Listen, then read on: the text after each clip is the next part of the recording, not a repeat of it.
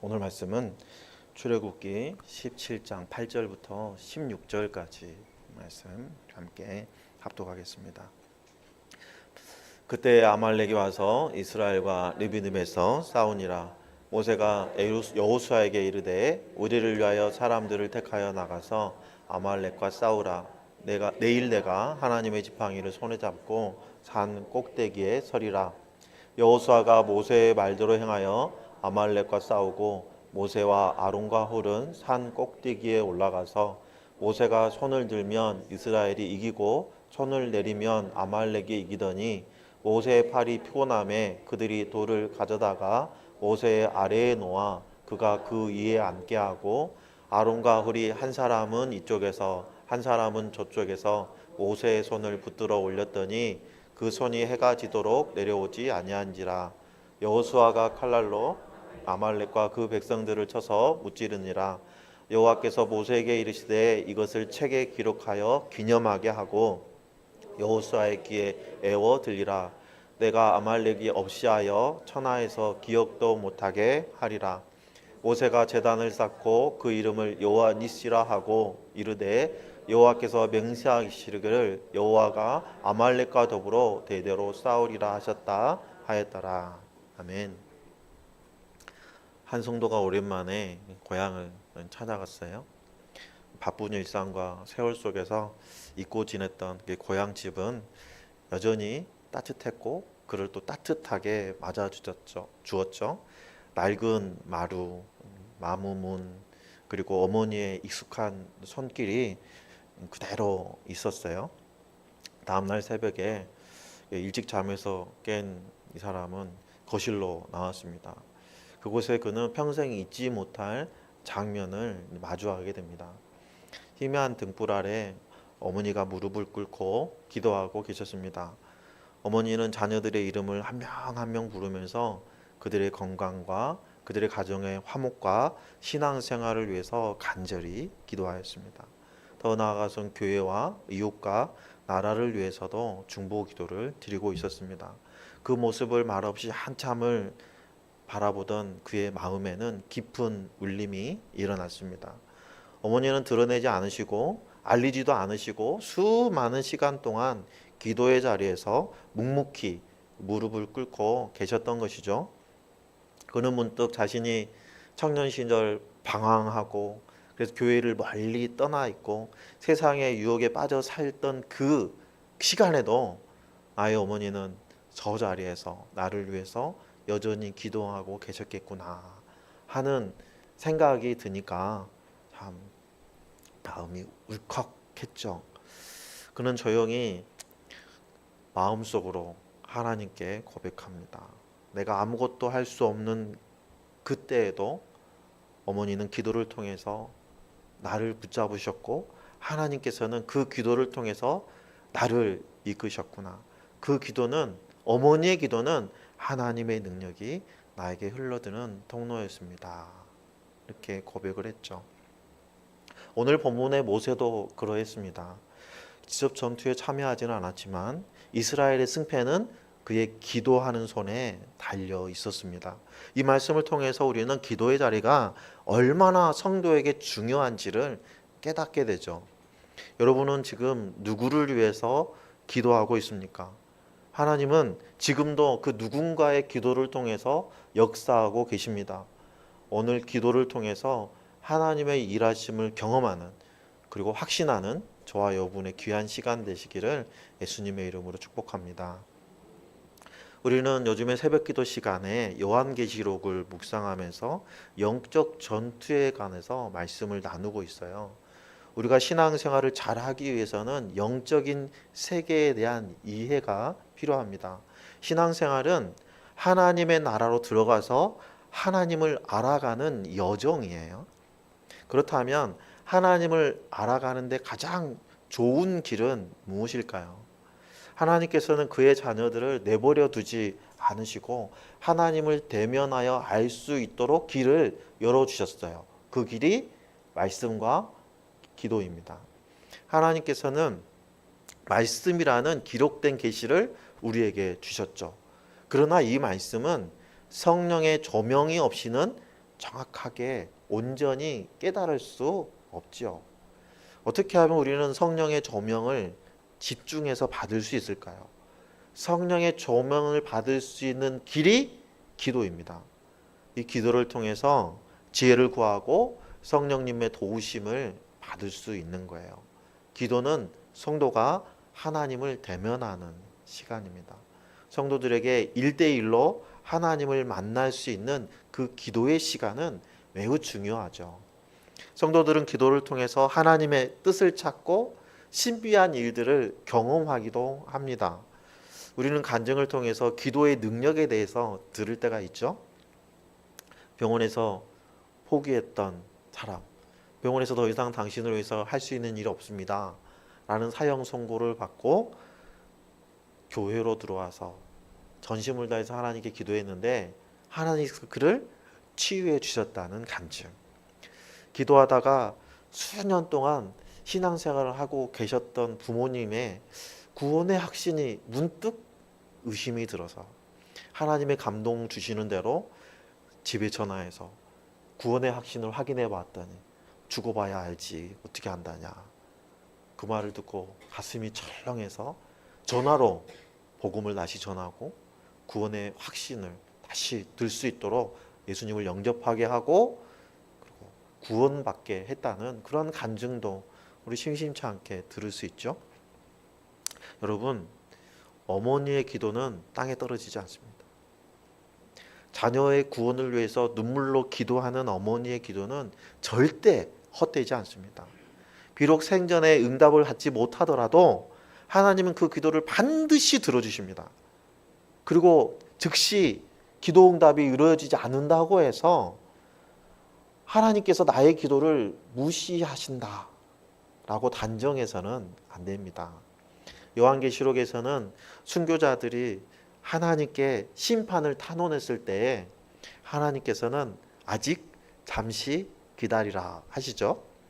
하나님께서 심판을 지연하시는 이유는 한 영혼이라도 더 회개하고 하나님께 돌아오도록 하기 위함이었어요. 다시 얘기하면 순교자들이 생각하는 심판의 때와 하나님이 생각하시는 심판의 때가 달랐다는 거예요. 그런데 여러분 아시죠? 하나님의 계획은 언제나 모르십니다. 그러므로 우리의 간구가 즉시 응답되지 않는다 할지라도 하나님의 구원의 계획을 신뢰해야 되는 거예요. 기도는 하나님의 뜻을 분별하고 우리의 인생길에 하나님께서 원하시는 복된 길이 올바르게 내가 가고 있는지 확인하는 수단이기도 하죠. 기도를 통해서 나 자신이 걷고 있는 이 인생길이 하나님이 원하시는 복된 길인지를 확인할 수 있어요. 그리고 내가 가는 길이 하나님이 원하시는 길과 조금 틀어져 있네 할 때는 바로 잡을 수 있는 기회도 되죠. 그래서 기도는 축복의 통로입니다. 하나님께서 성도들에게 기도하도록 허락하신 이유는 기도를 통해서 하나님이 역사를 이루어 가시기 위함이에요. 기도가 많아질수록 기도의 열매는 더 풍성해지게 되는 겁니다. 그러므로 성도는 교회를 위해서 중보해야 돼요. 교회가 기도할 때 하나님의 역사가 일어납니다.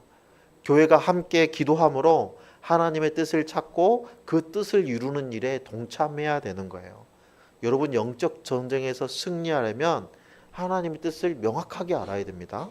마치 군인이 지휘관의 의도를 명확하게 알지 못하면 그 전투에서 승리할 수 없는 것처럼 우리도 영적 전쟁에서 승리하기 위해서는 우리의 대장 되시는 주님의 뜻을, 지휘 의도를 명확하게 알아야 되는 거예요. 오늘 말씀은 모세가 이스라엘 백성들을 이끌고 출애굽한 이후에 처음 실시하는 전쟁에 대해서, 전투에 대해서 기록하고 있습니다. 오늘 본문에서 르비딤에서 아말렉과 전투가 벌어졌을 때 모세가 한 일이 무엇이었죠? 오늘 9절 말씀을 보면 이렇게 말씀하십니다. 모세가 여호수아에게 이르되 우리를 위하여 사람들을 택하여 나가서 아말렉과 싸우라. 내일 내가 하나님의 지팡이를 손에 잡고 산 꼭대기에 서리라. 모세의 명령에 따라서 여호수아가 전장에서 싸울 때 모세는 산 꼭대기에 올라가서 손을 들고 기도했습니다. 놀랍게도 모세의 손이 올라가면 이스라엘은 이기고 모세의 손이 내려가면 이스라엘이 밀리는 거예요. 여러분, 전쟁터에 나가서 직접 전투를 벌이고 있는 군사들은 자신들이 갑자기 왜 승기를 잡고 밀고 갈 수 있는지, 아니면 갑작스럽게 밀리는지 전혀 모르죠. 하지만 모세와 아론과 훌은 왜 이스라엘 백성들이 승리해 나가고 이스라엘 백성들이 패배하는지 그 이유를 그 자리에서 명확하게 볼 수 있었어요. 첫 번째, 전투에서 모세는 큰 교훈을 얻게 됩니다. 그 교훈이 뭐죠? 전쟁의 승패는 기도를 통해서 하나님이 주신다는 거야. 전쟁의 성패는 전장이 아니라 기도의 자리에서 결정된다는 것을 모세는 깨달았던 거예요. 마찬가지예요. 성도들이 영적 전투에서 승리하는 것은 전투 현장에서 일어나는 게 아니고 기도의 자리에서 결정되는 거예요. 우리의 삶은 하루하루는 영적 전쟁터이잖아요. 그런데 우리는 전쟁에서 이길 힘도 없고 그럴 만한 무기도 없습니다. 어떻게 하면 승리할 수 있겠습니까? 고린도후서 4장 4절에 보면 우리의 무기는 육신의 무기가 아니라고 얘기해요. 오직 하나님의 능력만이 우리의 영적인 무기가 될 수 있다고 이야기하죠. 그리고 에베소서 6장에 보면 마귀들을 대적하는 성도들이 하나님의 전신갑주를 입고 하나님의 말씀으로 싸우되 반드시 먼저 해야 될 것이 있다고 이야기하는데 그 일이 바로 기도입니다. 에베소 6장 18절 말씀을 보면 모든 기도와 간구를 하되 항상 성령 안에서 기도하고 이를 위하여 깨어 구하기를 항상 힘쓰며 여러 성도를 위하여 구하라 하고 말씀하세요. 에베소서 6장 18절에는 중보 기도의 중요성을 강조하고 있습니다. 성도의 기도는 개인의 문제를 뛰어넘어서 공동체를 위한 기도가 우선돼야 됩니다. 모세 곁에서 아론과 훌이 그의 손을 붙들어 올려주었던 것처럼 성도들은 서로를 위해서 중보하면서 기도의 자리를 지켜내야 되는 거예요. 기도와 말씀으로 무장한 성도들이 여러 성도를 위해서 중보하는 것이 얼마나 중요한지는 우리 신앙생활을 통해서 경험을 통해서 우리가 알 수 있죠. 한 시골 교회에 노 권사님 한 분 계셨어요. 이 권사님은 자녀와 교회를 위해서 매일 교회에 나와서 기도하셨습니다. 기도 응답 시간이 지연되기도 했죠. 그래서 이 노 권사님의 그 회의감이 들 때도 있었어요. 하지만 모세와 예수님의 그 중보 기도를 기억하시면서 매일 다시 기도의 자리에 나가셨습니다. 그 기도 끝에 큰아들이 회심하고 암 투병 중이던 교회의 집사님이 회복되고 방황하던 교회의 청년들이 다시 주님께 돌아오는 역사가 그 교회에 일어난 겁니다. 그 노 권사님은 이렇게 간증했어요. 기도는 내가 결과를 만들어내는 것이 아니라 하나님께서 일하시는 자리를 내가 여는 거다. 내가 하는 게 아니라 하나님이 하셨다라고 간증했어요.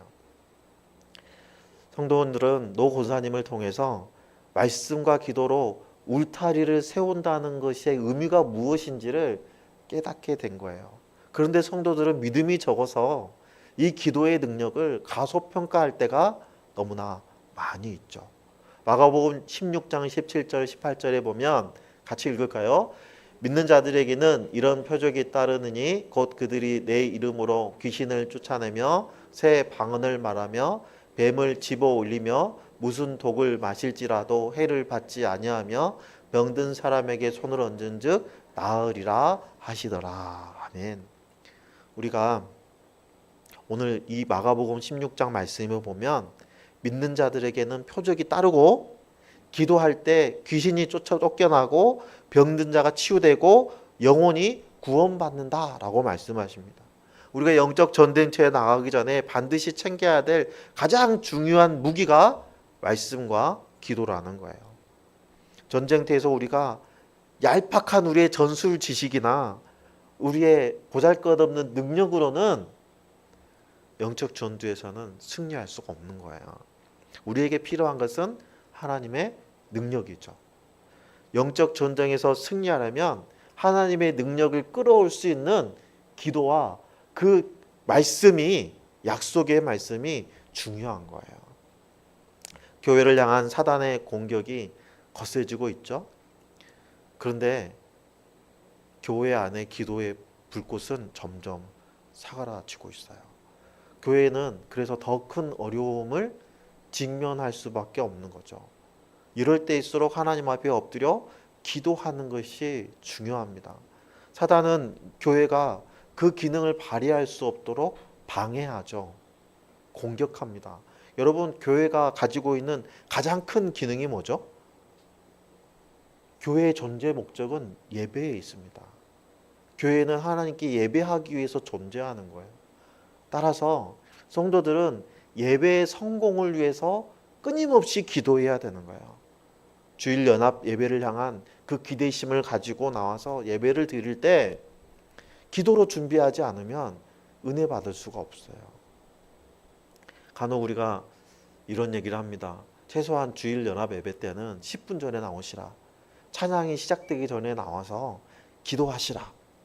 근데 좀 더 정확하게 얘기하면 예배 시작 10분 전에 나와서 기도하는 것으로 여러분 충분한 은혜를 받을 수 없습니다. 언제 기도하셔야 돼요? 일상에서 기도하셔야 되는 거예요.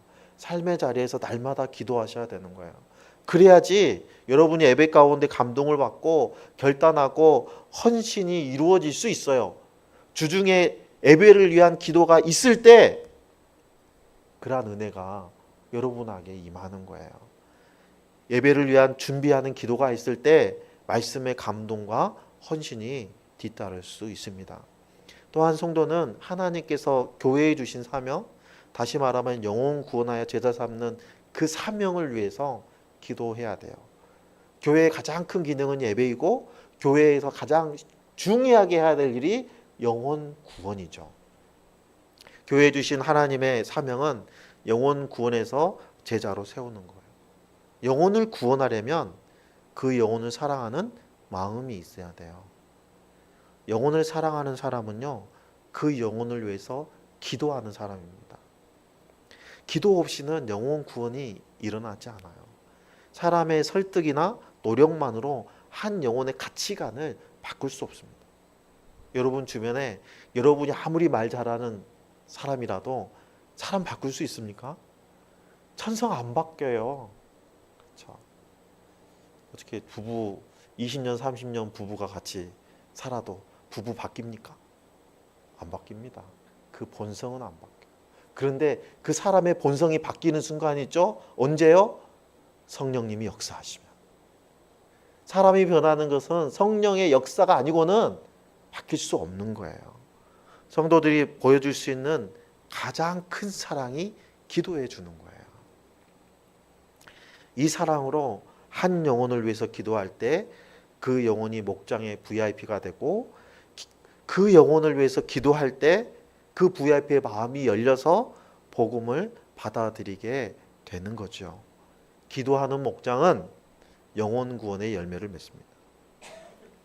삶의 변화와 목장의 부흥은 목자의 능력에 달려 있는 것이 아닙니다.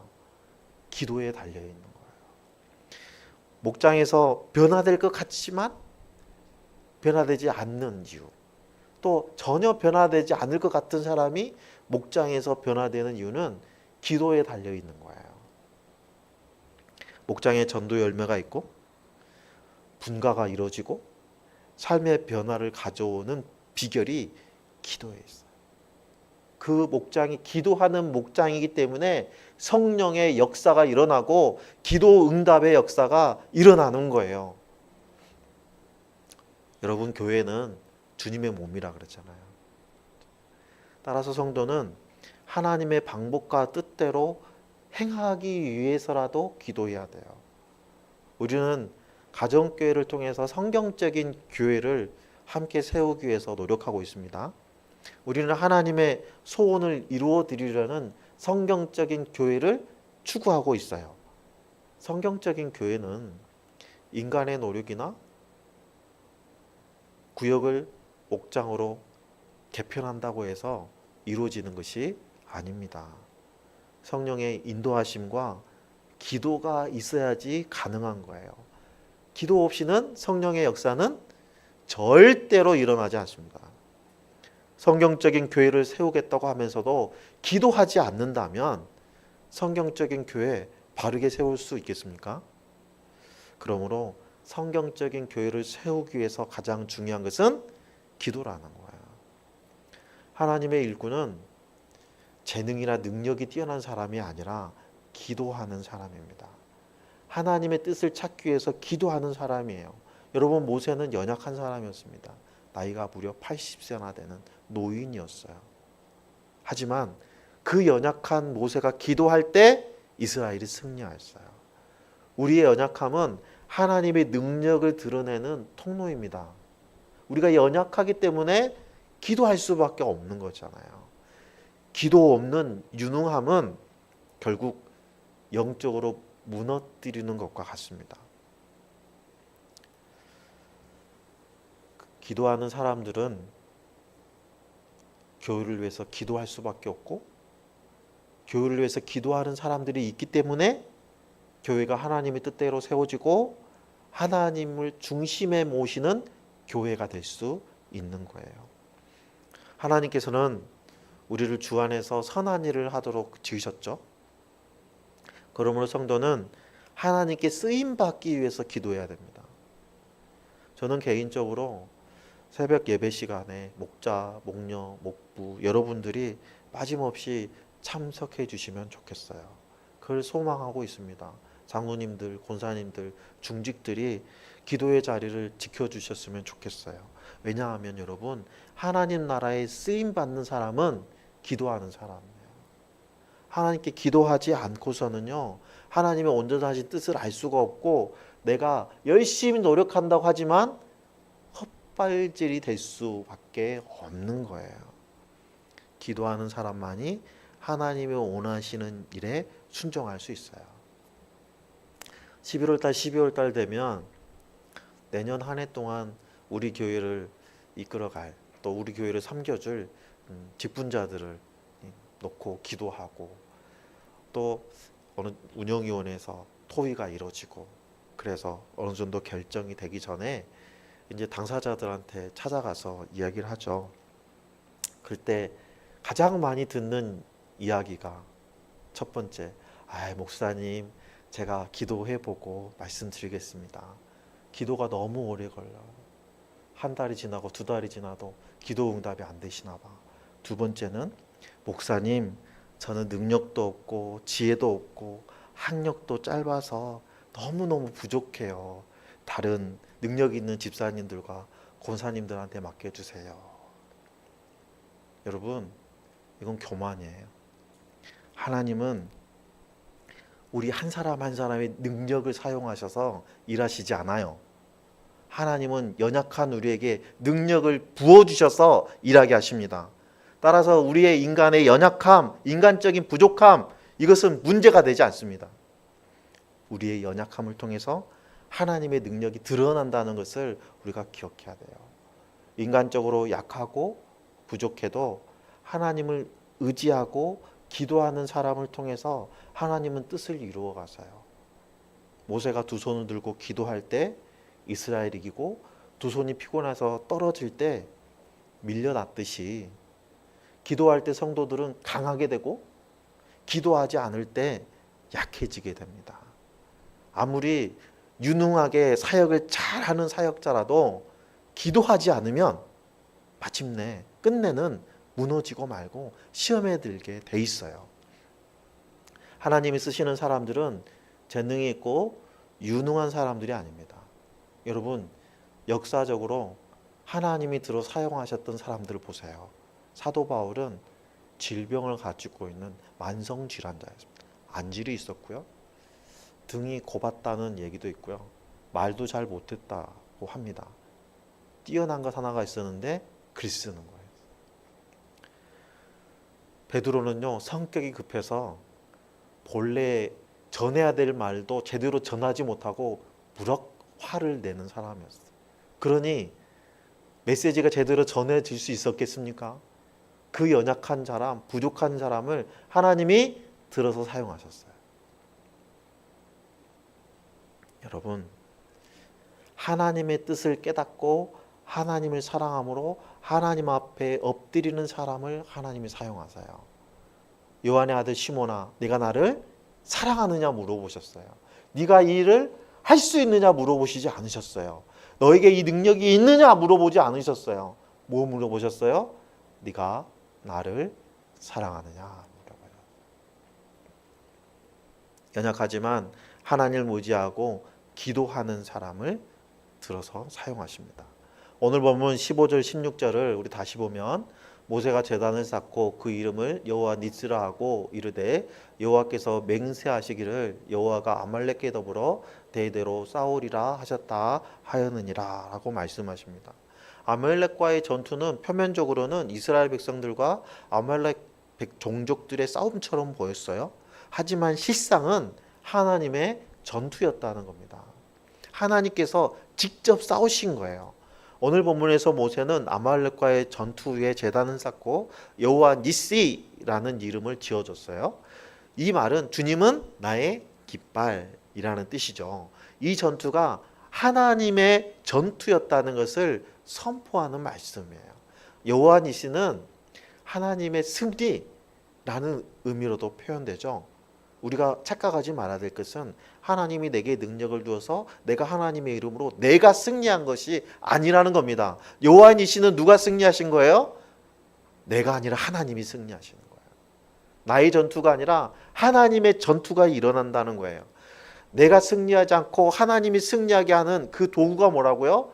기도라는 거예요. 우리가 기도할 때 하나님께서 일하십니다. 성도의 중보는 강력한 힘을 가지는 거예요. 한 유명한 선교사가 우리나라 부흥 집회에 와서 간증했던 것을 제가 기억합니다. 그 선교사님은 자신이 회심했던 때를 이야기하는데요. 제가 예수님을 믿게 된 것도 제 능력도 아니고 제 능력도 아니었습니다. 그 선교사님은 단호하면서도 명료하게 그리고 떨리는 목소리로 이렇게 얘기했어요. 돌아보니까 그것은 누군가의 기도 때문이었습니다. 정말로 누군가 저를 위해서 기도해 주었기 때문에 제가 그리스도인이 될 수 있었어요. 그 선교사님은 지금은 세계 곳곳을 누비면서 복음을 전하는 사역자가 되어 있지만 젊은 시절에는 교회와는 전혀 관계없는 삶을 살았던 사람이었어요. 그는 예수님을 만나기 전까지는 세상의 쾌락과 그 자만심 속에서 방황하고 살았어요. 교회도 성경도 전혀 관심이 없던 그에게 복음은 그저 낯선 이야기였을 뿐이죠. 그런데 어느 날 말로는 설명할 수 없는 그 공허함이 찾아왔어요. 파스칼은 이거를 영혼의 빈자리라고 그랬죠. 이 영혼의 빈자리가 너무 심하게 밀려와서 본능적으로 교회를 찾아갔답니다. 그런데 기도실에서 누군가 자기의 이름을 부르면서 기도하고 있는 걸 들었어요. 처음에는 잘못 들었나 싶었어요. 기도실 앞에 서 있는데 반복적으로 자신의 이름을 부르는 기도자의 음성이 들렸습니다. 번개를 맞은 것처럼 심장이 덜컥 내려앉고 그 기도의 내용들을 쭉 들으니까 어쩌면 이렇게 절절하게 나를 위해서 눈물로 기도할까. 강한 감동이 마음 깊은 곳에서 솟아오르기 시작했어요. 그리고 교회를 다니게 됐습니다. 나중에 알았는데 자기를 위해서 기도하셨던 분은 동네 작은 교회를 섬기는 무명의 집사님이 있어요. 이분은 그를 위해서 날마다 기도해 오신 분인데요. 교회 중직도 아니고 사찰 집사님도 아니셨어요. 그런데 교회 뒤편에 있는 기도실에서 이름 없이 빛도 없이 하나님 앞에 무릎 꿇고 이 한 영혼 구원을 위해서 해가 바뀌도록 기도하는 한 사람이었다는 것입니다. 그래서 선교사는 그 선교사님이 이렇게 간증합니다. 하나님께서는 바로 그분을 통해서 제 인생을 완전히 뒤집어 놓으셨어요. 기도의 씨앗은 어느 날 내 심령에 뿌려졌고 결국은 내 영혼이 하나님께로 돌아오게 되었습니다. 라고 간증합니다. 또 선교사님은 간증을 마무리하면서 이렇게 얘기했어요. 사람들은 종종 강단에 서 있는 저를 바라보면서 참 하나님께서 선교사님을 크게 사용하시는군요 라고 말한다는 거예요. 그런데 선교사님은 그게 아니라고 얘기합니다. 하나님은 제가 아니라 정말 영적 전사, 진짜 하나님께서 크게 사용하신 분은 내가 아니라 무명의 그 집사님이었다는 거예요. 여러분은 누군가를 위해서 끊임없이 기도하고 있습니까? 우리는 어떤 상황에서도 기도해야 돼요. 왜 기도해야 되죠? 하나님은 우리 아버지시잖아요. 자녀들이 어려움 당했을 때 아버지에게 어려움을 말하는 것은 너무나 자연스러운 일입니다. 어려움에 부닥쳐 있으면서도 기도하지 않는 것은 아버지를 신뢰하지 않는다는 거죠. 오늘 날씨가 너무 덥고요. 햇볕에 있으니까 완전히 햇빛이 살을 찌르는 것 같더라고요. 그런데 1시 37분에 전화가 왔습니다. 수요일인데 예배 준비해야 되는데 딸내미가 저한테 전화해서 아빠 너무 뜨거워. 데리러 와. 어떻게 해야 돼요, 제가? 가야죠. 그럼요. 아버지인데 가야죠. 딸은 전화를 통해서 나한테 간구했잖아요. 나는 아버지잖아요. 들어줘야죠. 우리의 기도도 마찬가지입니다. 우리가 하나님께 간구하면 하나님 무시하실까요? 아닙니다. 하나님은 반드시 들어주세요. 하나님은 우리가 기도하기를 원하십니다. 그래서 때로는 감당하기 어려운 일을 만나게도 하세요. 영적으로 깨어있는 성도들은 어려운 일을 당하잖아요. 낙심하지 않고 달려가는 곳이 있습니다. 그곳이 어디입니까? 기도의 자리입니다. 하나님께서 나를 기도의 자리로 초청하신다 라는 것을 깨닫고 기도의 자리로 나아가는 거예요. 저와 여러분은 주님의 군사입니다. 따라서 주님의 명령을 명확하게 파악해야 되죠. 그래서 우리는 기도해야 돼요. 기도함으로 하나님 뜻을 명확하게 파악하고 하나님의 인도하심대로 순종해서 날마다 승리하는 저와 여러분의 하루하루가 되기를 예수님의 이름으로 축원합니다.